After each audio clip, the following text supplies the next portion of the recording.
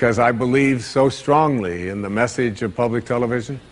I believe so strongly in the idea that we have a spiritual deficit in this country, and that we don't have an information deficit. There's plenty of that, but there's a deficit of spirit, a deficit that says there's not enough of us that feel connected to the highest and the greatest part of ourselves.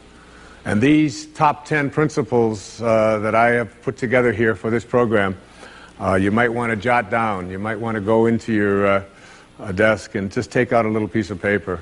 But I think if you practice them and look at them and see them, they come from someone who's had a burning desire, but has also been living a life in which I have felt independent of the opinions of others in terms of whether or not I should or shouldn't be doing that. There's something that I allow to consult myself, within myself, rather than looking outside to see if this is right or not. And so let me just I'll number them and I'll go through them and I'll give you some examples of them, and you decide whether they're to your liking or whether they work or not. The first of these principles came from a Vedantic scholar in the 10th century. His name was Tilopa.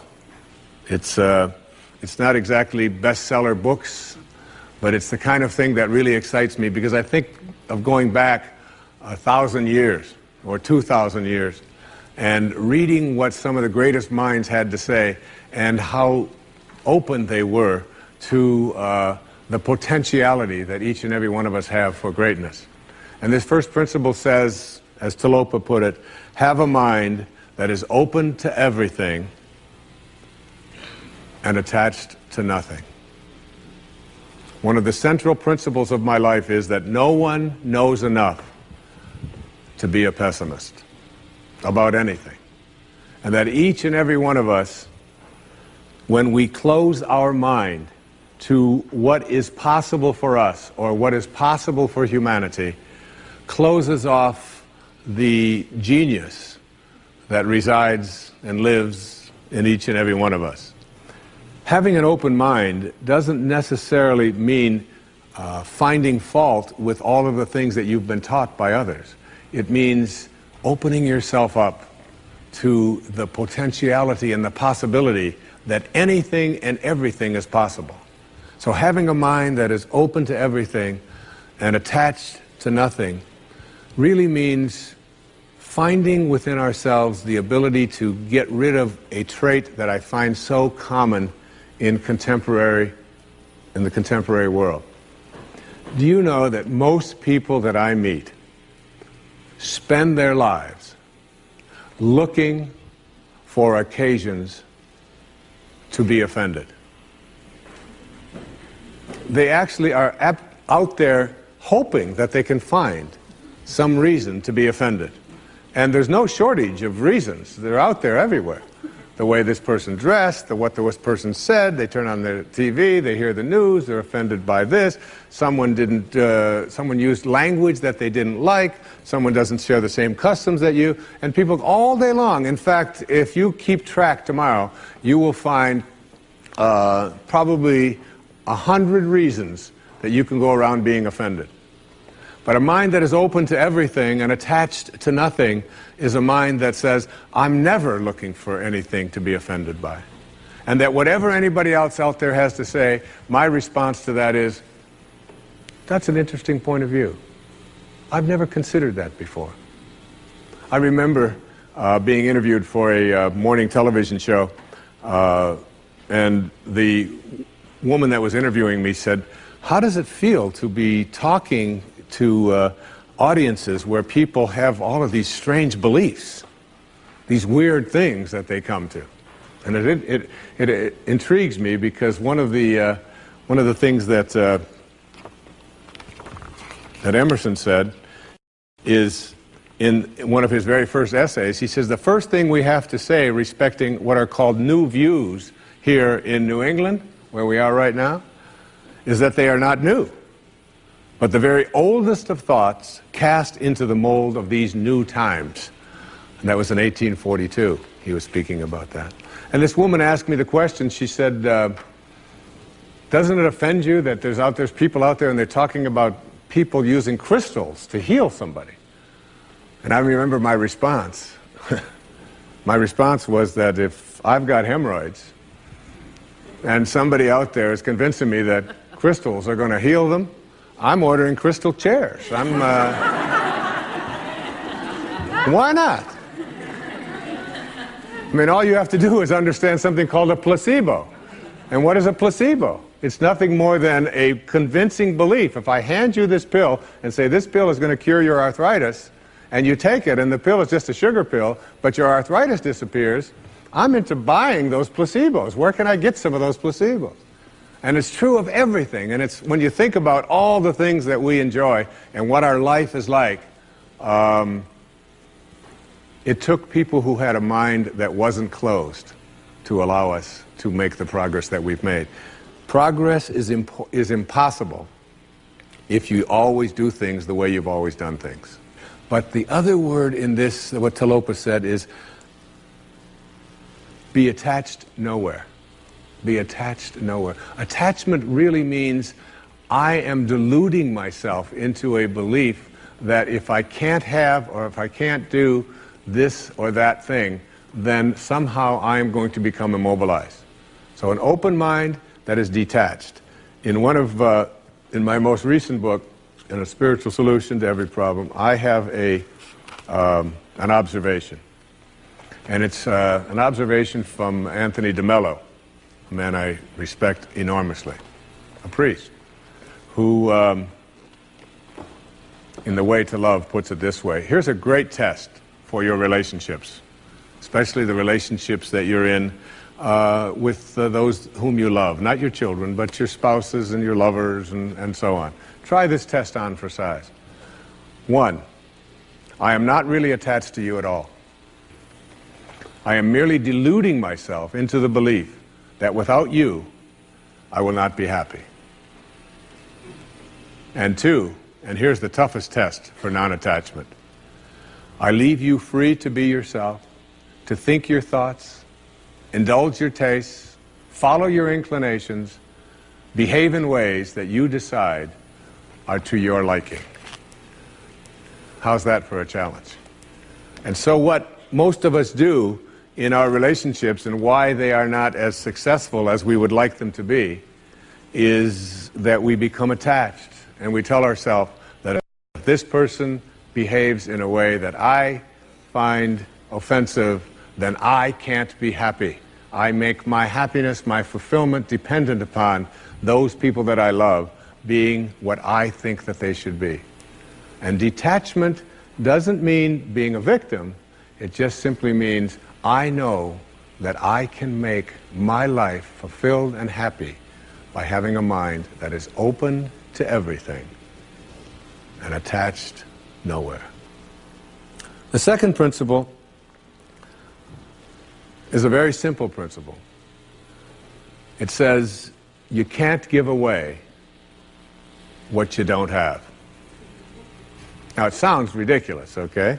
But it's more than what meets the ear as you hear this. You can't give away what you don't have. People who are not good at giving away love can't give away love because they don't have it to give away. If I want to give you a dozen oranges, I can't give you those dozen oranges unless I go out and pick up 12 oranges someplace. Otherwise, all it is just empty rhetoric. And the same thing is true of virtually everything in your life.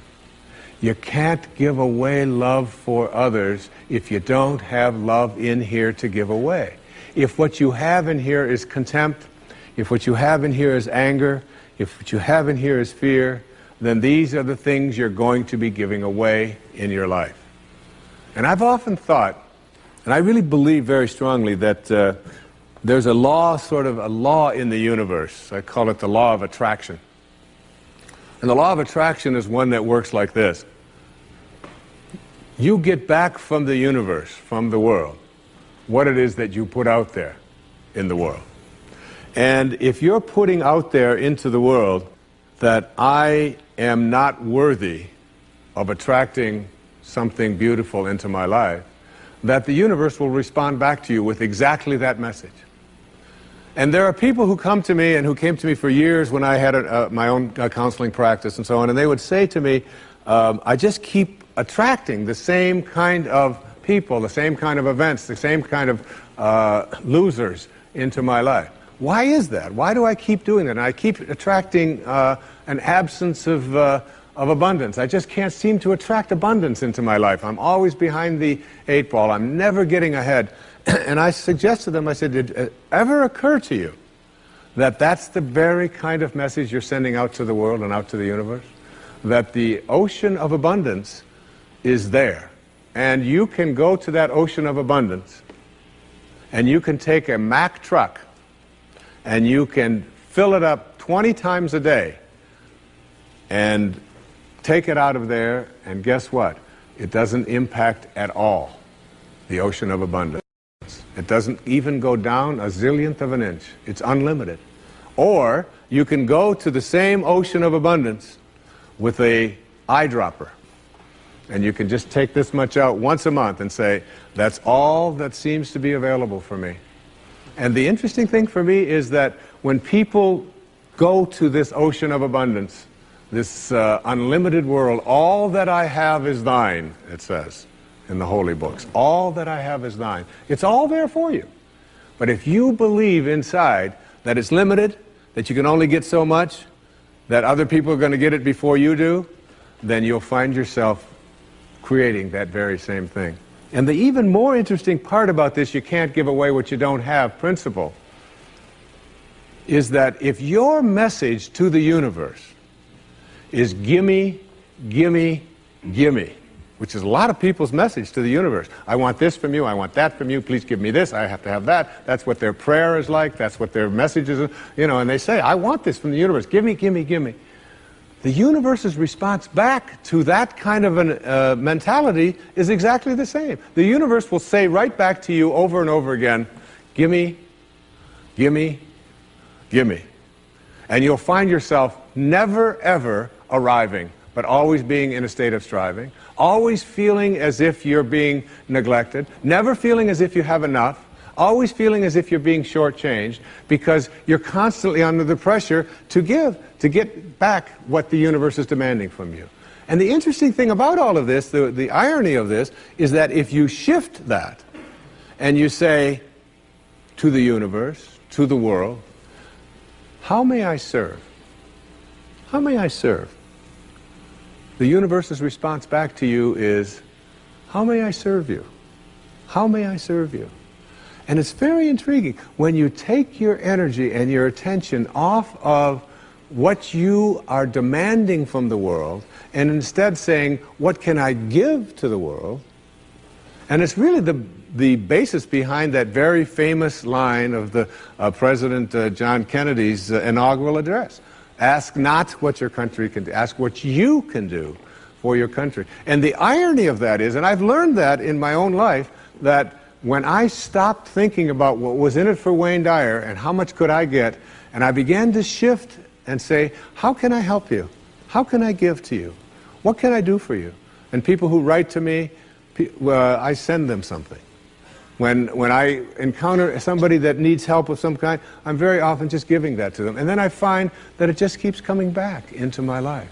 And once I shifted that energy off of what can I have into what can I give, it seemed to me that the universe responded back with the very same message. What can I give to you? And the most incredible and wonderful and beautiful abundance has flowed into my life in every way that I can possibly think of. You can't give away what you don't have. So take a look at an inventory of what you do have. How much do you love yourself? How much kindness do you have in you? How much peace do you have in you? How much joy do you have in you? And if you're able to give that away as many times as you can in a given day, watch and see how much more of that continues to show up and come back in your life. Okay? The third principle is one of my very favorites. It's called, there are no justified resentments. And this is a very difficult principle for many people to get, but one that I believe very strongly in. I was in a group one time of drug addicts and alcoholics. And I was one of the people that was a sponsor and leading this group. And the sign on the wall said, "There are no justified resentments in this group."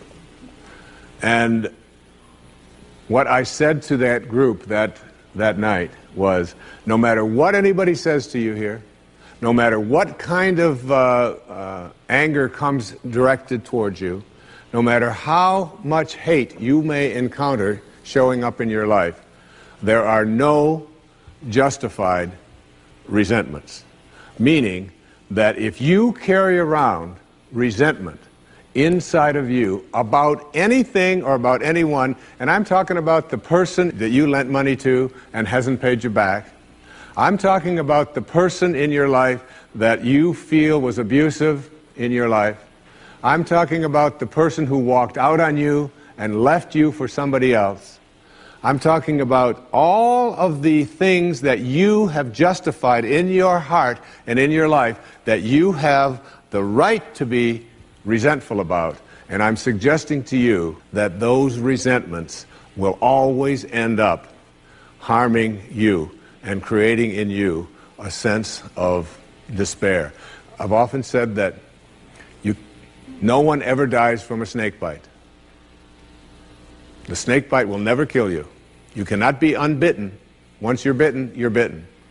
But it's the venom that continues to pour through your system after the bite that will end up destroying you. So now you have to take a look at all of the resentments that you may have in your life.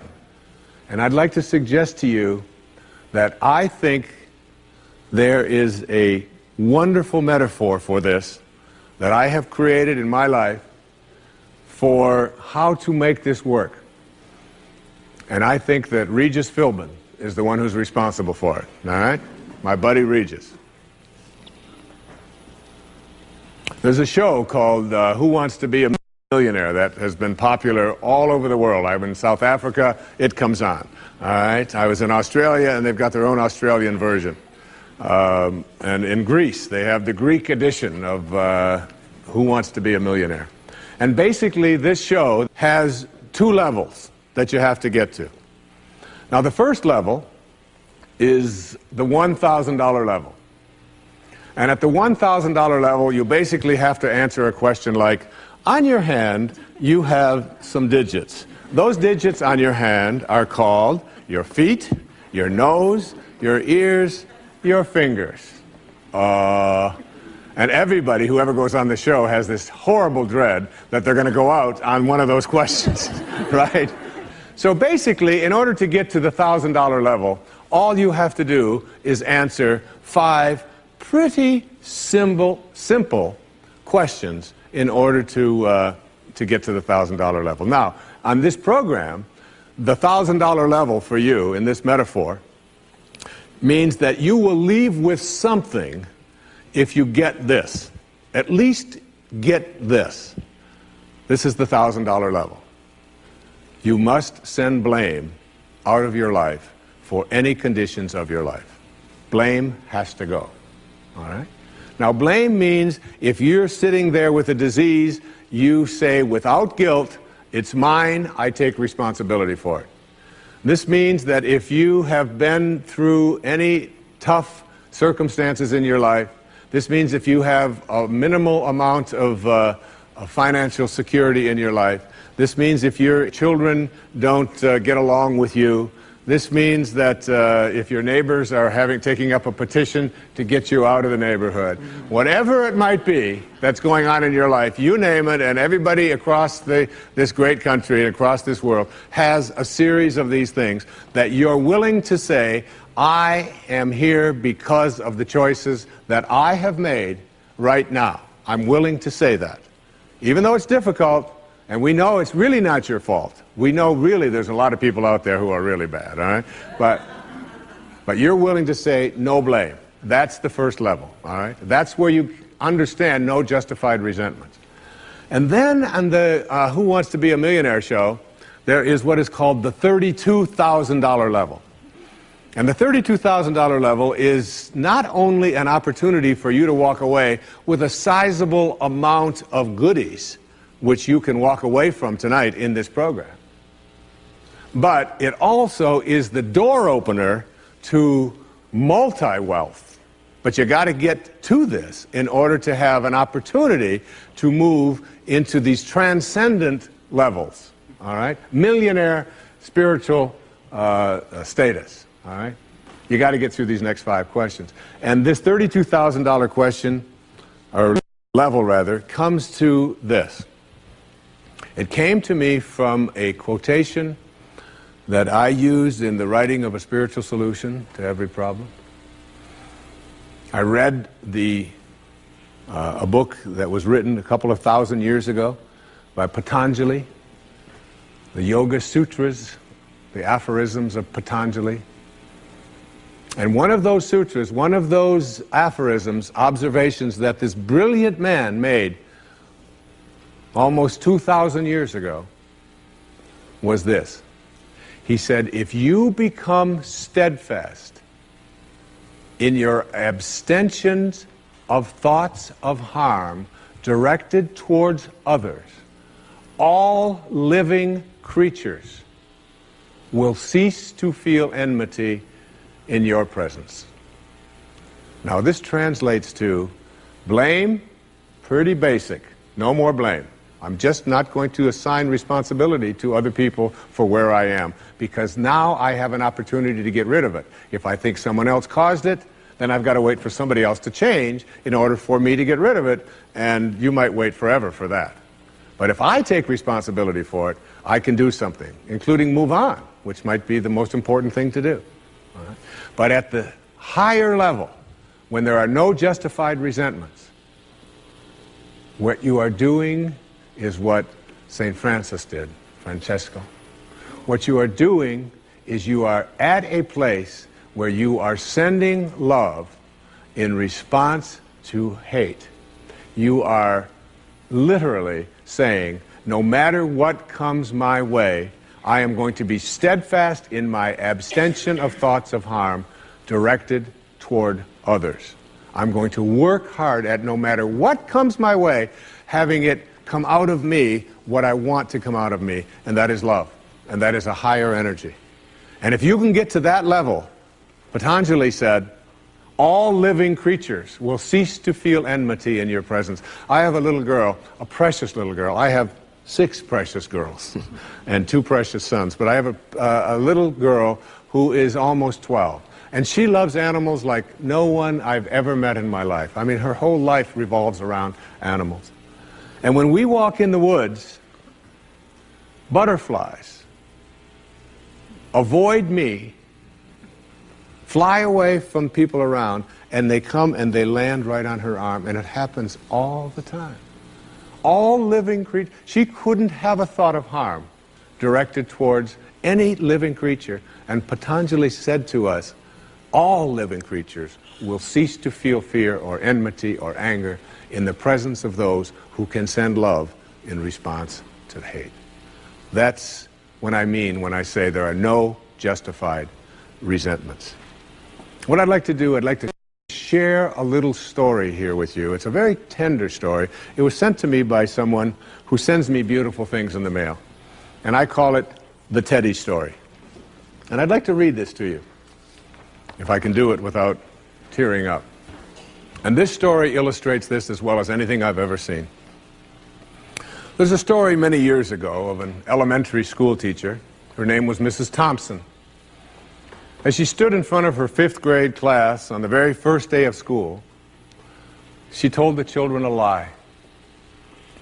Like most teachers, she looked at her students and said that she loved them all the same. But that was impossible, because there in the front row, slumped in his seat, was a little boy named Teddy Stoddard. Mrs. Thompson had watched Teddy the year before and noticed that he didn't play well with the other children, that his clothes were messy, and that he constantly needed a bath. Teddy could be unpleasant. It got to the point where Mrs. Thompson would actually take delight in marking his papers with a broad red pen and making bold X's and then putting a big F at the top of his papers. At the school where Mrs. Thompson taught, she was required to review each child's past records, and she put Teddy's off until last. However, when she reviewed his file, she was in for a surprise. Teddy's first grade teacher wrote, "Teddy is a bright child with a ready laugh. He does his work neatly and he has good manners. He's a joy to be around." His second grade teacher wrote, "Teddy's an excellent student, well liked by his classmates, but he's troubled because his mother has a terminal illness and life at home must be a struggle." His third grade teacher wrote, "His mother's death has been hard on him. He tries to do his best, but his father doesn't show much interest, and his home life will soon affect him if steps aren't taken." Teddy's fourth grade teacher wrote, "Teddy's withdrawn and doesn't show up much interest in school. He doesn't have many friends, and sometimes he even sleeps in class." By now, Mrs. Thompson realized the problem, and she was ashamed of herself. She felt even worse when her students brought her Christmas presents wrapped in beautiful ribbons and bright paper, except for Teddy's. His present was clumsily wrapped in heavy brown paper that he got from the grocery bag. Mrs. Thompson took pains to open it in the middle of the other presents. Some of the children started to laugh when she found a rhinestone bracelet with some of the stones missing and a bottle that was 1/4 full of perfume. But she stifled her children's laughter when she exclaimed how pretty the bracelet was, putting it on and dabbing some of the perfume on her wrist. Teddy Stoddard stayed after school that day just long enough to say, "Mrs. Thompson, today you smell just like my mom used to." After the children left, she cried for at least an hour. On the very day, she quit teaching reading, writing, and arithmetic, and instead, she began to teach children. Mrs. Thompson paid particular attention to Teddy. As she worked with him and his mind seemed to come alive, the more she encouraged him, the faster he responded. By the end of the year, Teddy had become one of the smartest children in the class, and despite her lie, became one of her teacher's pets. A year later, she found a note under the door from Teddy telling her that she was still the best teacher he ever had in his whole life. 6 years went by before she got another note from Teddy. He then wrote that he had finished high school third in his class, and she was still the best teacher he ever had in his whole life. 4 years after that, she got another letter saying that while things had been tough at times, he stayed in school and stuck with it, and would soon graduate from college with the highest of honors. He assured Mrs. Thompson that she was still the very best and favorite teacher he ever had in his whole life. Then 4 more years passed, and yet another letter came.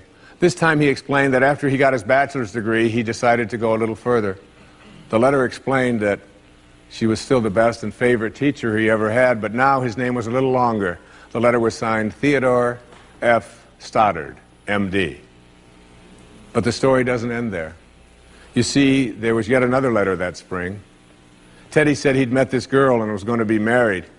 He explained that his father had died a couple of years ago, and he was wondering if Mrs. Thompson might agree to sit in the place at the wedding that was usually reserved for the mother of the groom. Of course, Mrs. Thompson did, and guess what? She wore that bracelet, the one with several rhinestones missing, and she made sure she was wearing the perfume that Teddy remembered his mother wearing on their last Christmas together. They hugged each other, and Dr. Stoddard whispered in Mrs. Thompson's ear, "Thank you so much for making me feel important and showing me that I could make a difference." Mrs. Thompson came with tears in her eyes and whispered back, "Teddy, you have it all wrong. You were the one who taught me that I could make a difference. I didn't know how to teach until I met you." Isn't that a beautiful story? Yeah.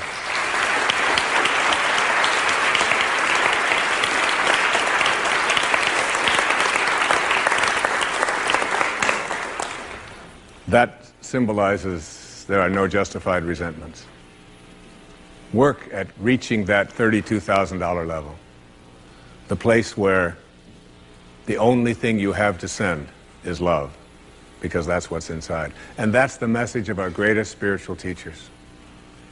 That's all they ever had to give away. The next principle I call don't die with your music still in you. And who better to quote than Thoreau right here in Concord when he talked about some of us hear a different drummer and we must march to the music that we hear. But all of you, everybody watching, everybody here in this beautiful parish, all of you have some music playing. And all of you have a heroic mission. There's no accidents in this universe. We all show up here with a purpose. There's an intelligence that is a part of everything and everyone, and all of us are connected to it. And too many of us are afraid to listen to that music and march to it. You out there, I know you have a book you wanted to write. I know there's a composition you wanted to compose. I know there's a song you want to sing someplace. Maybe you want to raise horses out in Montana. Or maybe you want to open up an ice cream shop on Cape Cod. Who knows what it may be. Maybe you just want to travel and see the world. Maybe you want to go into a relationship with someone but you've been afraid to, but your heart says it's the right thing to do. All of us feel something. And in Leo Tolstoy's famous novel, The Death of Ivan Ilyich, he asks this question that would be terrifying to me. He says, as he has his accountant from Moscow lying on his deathbed, contemplating the horror of this question, what if my whole life has been wrong? I've known what my music is. It's playing right now. As I stand here in front of you with these cameras and in this place, and as I sit down and write my books and tell the world what I know are my truths, I feel always completely on purpose and fulfilled. And no time will I ever come to the end of my life and say, what if my whole life has been wrong? Whoever you are, whatever that music is, however distant it may sound, however strange, however weird others may interpret it to be, don't get to the end of your life and know that you're going to leave and not have it played yet. Don't die with your music still in you. It's the message of the greatest teachers who've ever walked among us. It's the message I give to you today as one of the principles for success and peace in your life. The next principle I call embracing silence. And embracing silence is not that I say this to you because it's so important to be quiet.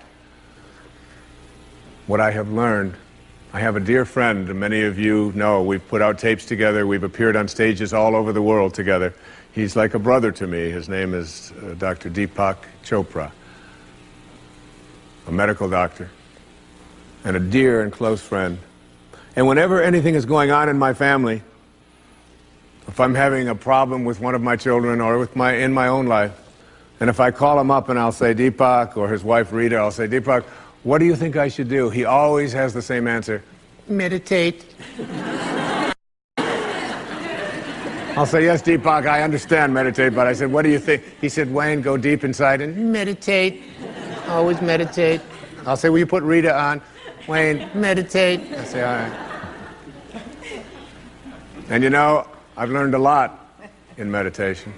But what I know most about getting quiet and getting peaceful is this, that there's only one power in the universe, and it doesn't matter what you call it. You can call it soul, spirit, consciousness, God. You can call it Louise. You can call it anything that you want. But as Alan Watts said, you can't get wet from the word water. It's not what we call something that gives it its substance.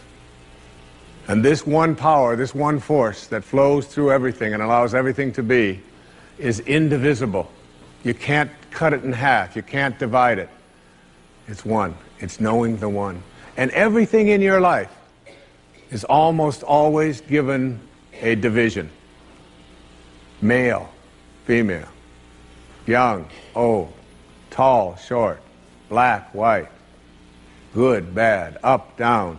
These are all dichotomies. These are all these splits that we all have in our lives. The whole physical world that we live in and are immersed in, it's always immersed in this division. I used to teach a course at St. John's University in New York, and I used to tell my students when I was trying to teach this principle, anybody who can come to class and bring with them a magnet that only has a North Pole, I'll give you an A in the course. You don't ever have to attend another class. And no matter how thin they would slice that magnet, there was always the South Pole, because the physical world is made up of dichotomies. But we have to learn to fuse the dichotomies. And in fusing the dichotomies and blending the one, that's what silence does for us. That's why embracing silence is so powerful. Because no matter how many times you cut silence in half, it's like zero. You still only get silence. In Zen, they say it's the space between the bars that holds the tiger. And it's the silence between the notes that makes the music. These words that are coming out of my mouth right now come out of the silence. And finding that silence and embracing it means that you go to the place within you that you cannot divide. Just like you can't divide the source, the one, the spirit. You can't divide that either. It's only one. So when you go into your silence and you begin to practice meditation and you begin to make this a part of your life and embrace silence, what you discover is this is where you'll come to know your source. You'll make conscious contact with your source. I can't tell you how many people that have come to me who have suffered from serious illnesses, who've been given diagnoses that it's terminal and that you can't do it, who have gone out to the wilderness and have decided that I am going to commune with nature. And the transcendentalists, Thoreau and Emerson, they believed that nature was our source and that we were all products of nature. And if you can get back to your source, if you can get back to that feeling of being with spirit, that's where healing can take place. And I've had wonderful stories of people who've told me that it was when I began to embrace that silence that I began to feel more connected to my source. Embrace silence because it's a way to come to know God, to know your source. Both are indivisible. And the only experience you can have in your daily life that even comes close to a spiritual awakening is silence. The next principle I call giving up your personal history. And I learned it from a man named Carlos Castaneda, who once said that one day, he said, I finally realized that I no longer needed a personal history. And just like drinking, he said, I gave it up. And that, and only that, has made all the difference in the world. You know the nice thing about giving up your personal history is that if you don't have a story, you don't have to live up to it. All of us have these bags of manure that we carry around with us called our past. And the people who have done things to us and the events and the circumstances, all of this stuff that we use and we bond to.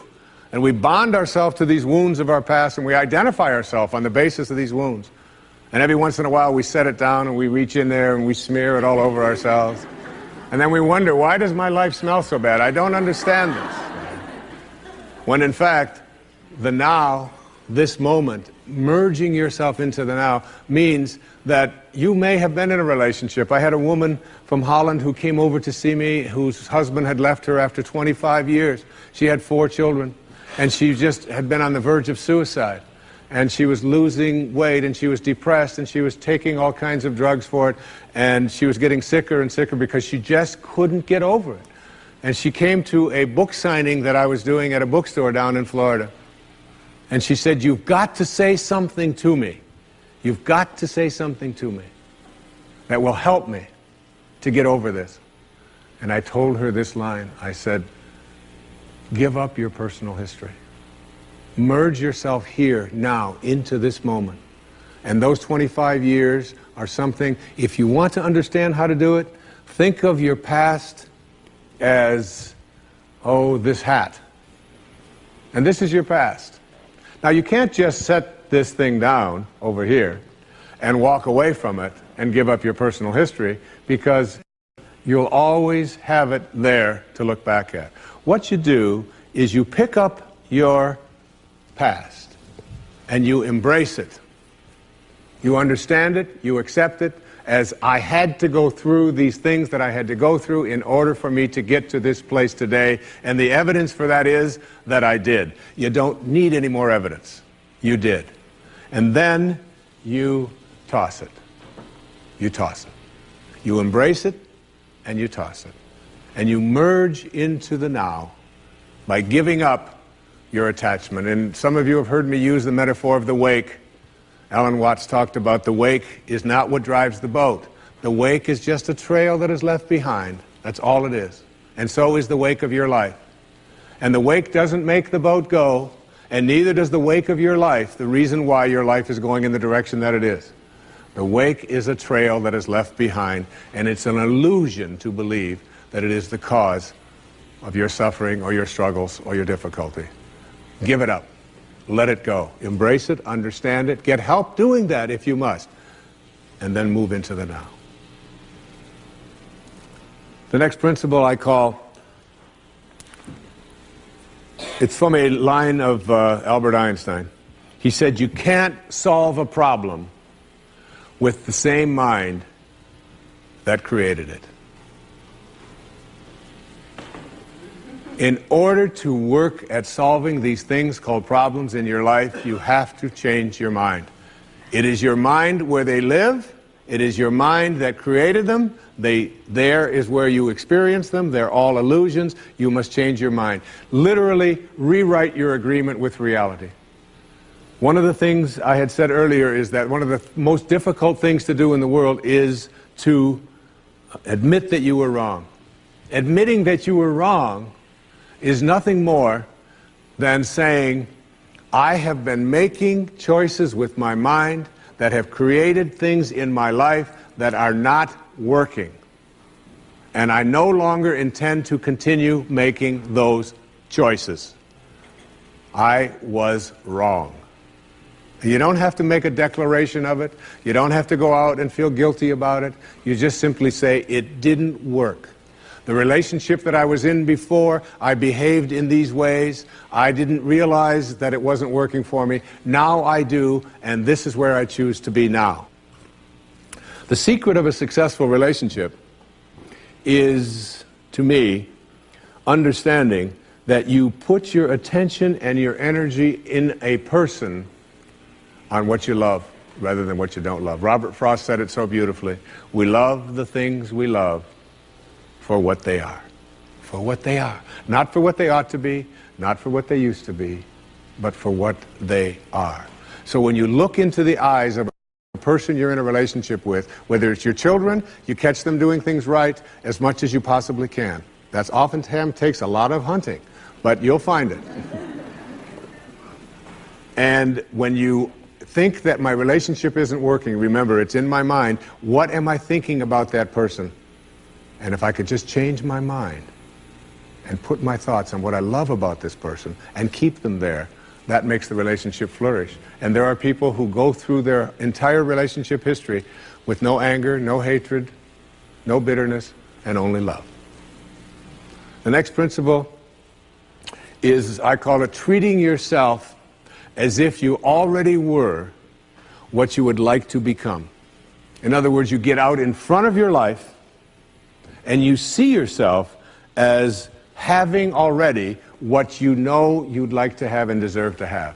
My children know how to do this perfectly. I have a daughter who wanted a prom dress, and the prom dress was way outside the budget that I thought a prom dress should be. Well, I thought a prom dress shouldn't cost over $20, so I do have a problem, right? But I upped it to somewhere around $250. I don't know how much, whatever. To me, it was still more than I paid for my first house, okay? But at any rate, she called and said, Dad, this is the only prom dress I could wear. I've got to wear this prom dress. If I don't wear this prom dress, it's just on and on and on with this wonderful. You know, I saw a wonderful book about how to raise teenage daughters. The title of it is Get Out of My Life, but first drive me and Cheryl to the mall. All right, that's the actual title. It's a good book. And so I told Serena, I said, it's just beyond the budget. I've got a certain amount of money that I'm willing to put for it. And she said, but I've already seen myself wearing it. I've already tried it on. I have a picture of myself in the dress in my living room, and I've already showed it to the guy who was taking me to the prom. I mean, it was this whole thing about, and she already saw herself in it. I said, well, if you see yourself in it, then you're going to have to also see yourself as earning the difference between what I'm willing to pay.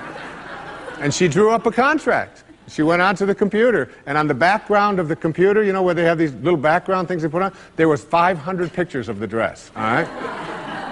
And she signed a contract and said, I'll babysit, I'll do this, I'll do that, and I will pay the difference. And she did, and she wore the dress, because she understood that you treat yourself as if you already are what you'd like to become. There's a genius in you. You have to treat yourself as if you already were that genius. There's something you're completely capable of. See yourself as already there. Then you'll act upon those thoughts, because the ancestor to every action, said Emerson, is a thought. The next principle is called treasuring your divinity. Treasuring your divinity. There's a wonderful observation that I saw from Emerson in Self-Reliance. It's about trusting your divinity, knowing that you are connected to your source, knowing that you are a divine creation and that there are no accidents. He said, a man should learn to detect and watch that gleam of light which flashes across his mind from within, more than the luster of the firmament of bards and sages. Yet he dismisses without notice his own thought, because it's his own. In every work of genius, we recognize our own rejected thoughts. They come back to us with a certain alienated majesty.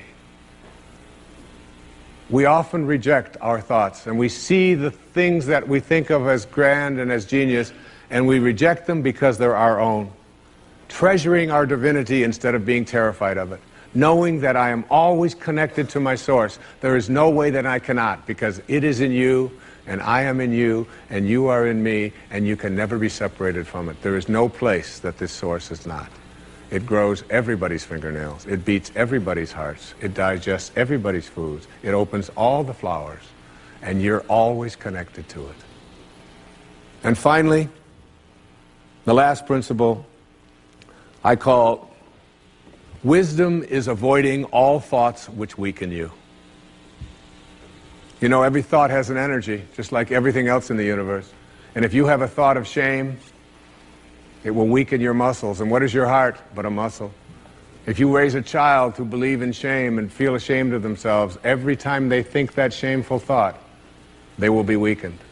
And if you have a thought of fear, and if you have a thought of stress, and you have a thought of anguish and anxiety, all of these thoughts and many more are the thoughts that will always weaken you. When you are having a thought that you know is disempowering you, shift it. Shift it to one that is empowering rather than disempowering. And the thoughts that empower are thoughts of neutrality and willingness and love, and ultimately thoughts of divinity. And when you see a troubled person who is out there struggling, at the highest level of unity consciousness or God consciousness or spiritual consciousness, you recognize yourself in all that you see. There, but for the grace of God, go I. And I am connected to that person. Changing your thoughts. I appeared on the Tonight Show many years ago, several times, quite a few times. And I remember coming home from the Tonight Show, and I was walking along the beach, and they had taped the show the night before, and I was out for a walk, and a woman who lived in the Northeast stopped me, and she said, "Didn't I see you last night on the, how could you be here?" I said, "Well, I flew the red eye, and I was walking along." And she said, "You know, we're moving down here." She said, what are the people like here? What's it like? And I said to her, I said, well, what are they like where you live? She said, well, she said, I live in a very big city. And she said, they're very pushy. And people are not very kind. And they don't have time for you. And she said, it's really not very pleasant. She said, that's one of the reasons I'm leaving there. I said, well, that's pretty much what you're going to find here. That's basically what the people are like here. On the way back on the same day, someone else who had seen me the night before on The Tonight Show, who had lived in the Midwest, stopped me and asked me almost the same question. She said, you live here? I said, yes. She said, well, my husband and I are moving here and we're looking for a school. She said, what are the people like here? What's it like here? I said, what are they like in Chicago where you live? She said, oh, she said, it's the Midwest. She said, people are very friendly, they're open, they open their homes to you, they're very loving, they're very kind. She said, it's a wonderful place. She said, I love that, I'm going to really miss that. I said, that's pretty much what you're going to find here. It's what you expect, it's what you think about that expands. It's what Emerson taught us. The ancestor to every action is a thought. Change your thoughts, and you change your world. Change your expectations, and you change around what you begin to manifest and see showing up in your life. Thank you very much.